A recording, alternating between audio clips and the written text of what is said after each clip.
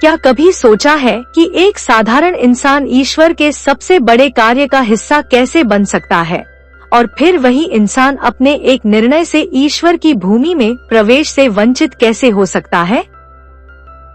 स्वागत है faithful wisdom YouTube channel में, जहां ईश्वर की सच्ची कहानियां हमें सिखाती हैं कि सही मार्ग पर कैसे चलना है। यहाँ हम बाइबल की कहानियों से वो ज्ञान और मार्गदर्शन सीखते हैं जो आज भी उतना ही प्रासंगिक है जितना सदियों पहले था। फेथफुल विजडम के साथ अपनी आत्मा को प्रेरित करें, अपने विचारों को स्पष्ट करें और अपनी जिंदगी के हर निर्णय को सशक्त बनाएं। तो आइए आज की कहानी से शुरू करते हैं। हम कहानी की शुरुआत करते हैं मिस्र से, जहां फ़िरौन ने इस्राएल के बच्चों को मारने का आदेश दिया। मूसा का जन्म उस समय हुआ जब इस्राएलियों को मिस्र में दास्ता का सामना करना पड़ा। उसकी मां ने उसे एक बास्केट में रखा और नील नदी में बहा दिया ताकि उसे फ़िरौन के आदेश से बचाया जा सके। निर्गमन चैप्टर 2 वर्स 3 में यह लिखा है, उसने उसे नदी में रखा और उसकी बहन ने दूर से देखा। मूसा, एक नवजात बच्चा, मौत के खतरे में था।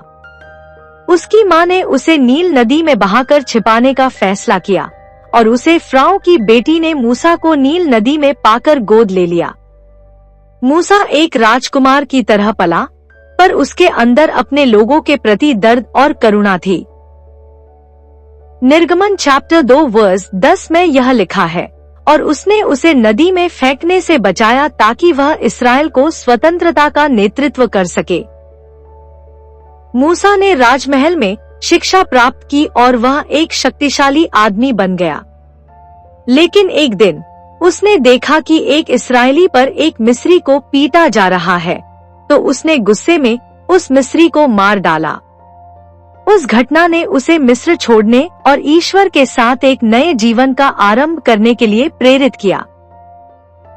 निर्गमन चैप्टर 2 वर्स 11 में यह लिखा है, उसने देखा कि एक मिस्री इस्राएली को मार रहा है। जब मूसा ने ईश्वर की आवाज सुनी, उसे चमत्कारी रूप से एक जलती हुई झाड़ी के माध्यम से बुलावा मिला। मूसा को ईश्वर ने मिस्र लौटने और अपने लोगों को फ़िरौन की कैद से आजाद कराने का आदेश दिया। कई चमत्कारों और कठिन संघर्ष के बाद इस्राएलियों को रिहाई मिली, परंतु उनका रास्ता कठिनाइयों से भरा था।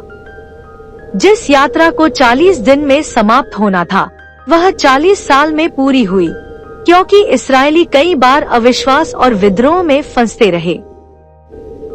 निर्गमन चैप्टर 3 वर्स 7 और 8 में यह लिखा है, और यहोवा ने मूसा से कहा, मैंने तुम्हारी प्रजा की दुहाई सुनी है और मैं उन्हें मिस्र से निकालने आया हूँ।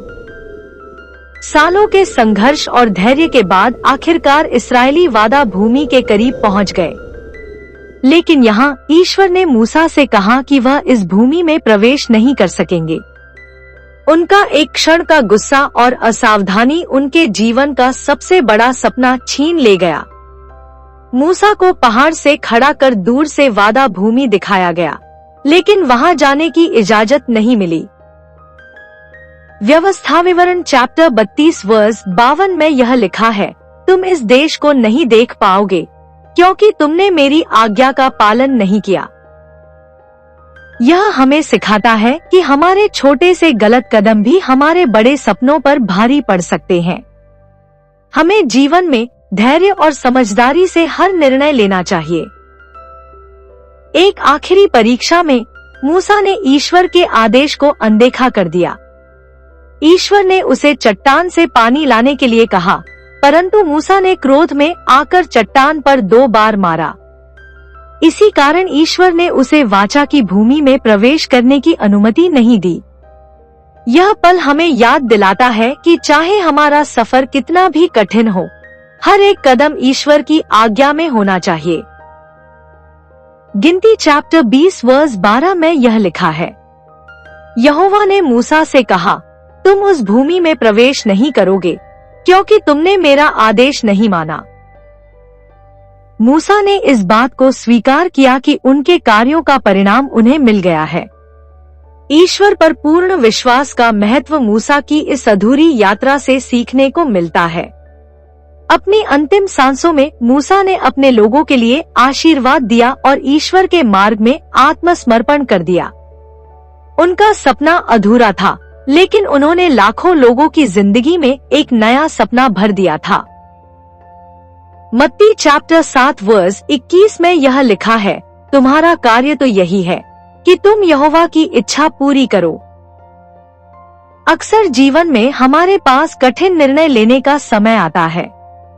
कभी कभी हमें कठिनाई का सामना करने के लिए अपनी स्थिति को छोड़ना पड़ता है, ताकि हम एक सच्चे उद्देश्य के साथ आगे बढ़ सकें।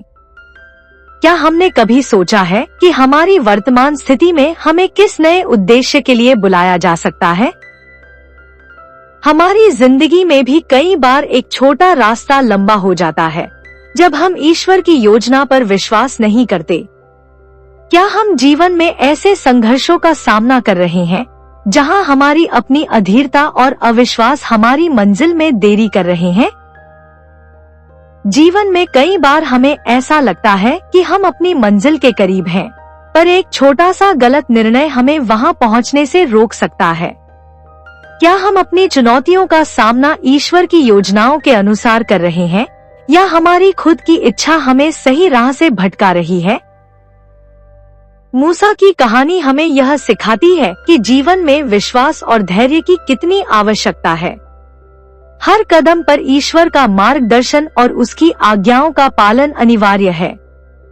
हम भले ही राह में कठिनाइयों से घिरे हों, परंतु ईश्वर के आदेश पर चलकर ही हम अपनी वास्तविक मंजिल तक पहुंच सकते हैं।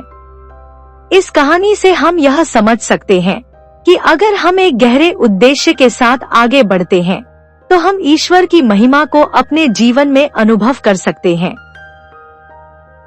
फेथफुल विजडम चैनल पर आज के लिए इतना ही।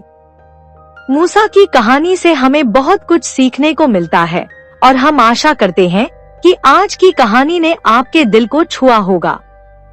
यदि आपको यह कहानी प्रेरणादायक लगी तो लाइक और सब्सक्राइब करना न भूलें और ऐसे ही प्रेरणादायक कहानियों के लिए फेथफुल विजडम के साथ जुड़े रहें। ईश्वर की आज्ञा में चलते रहें और अपनी मंजिल तक पहुँचें।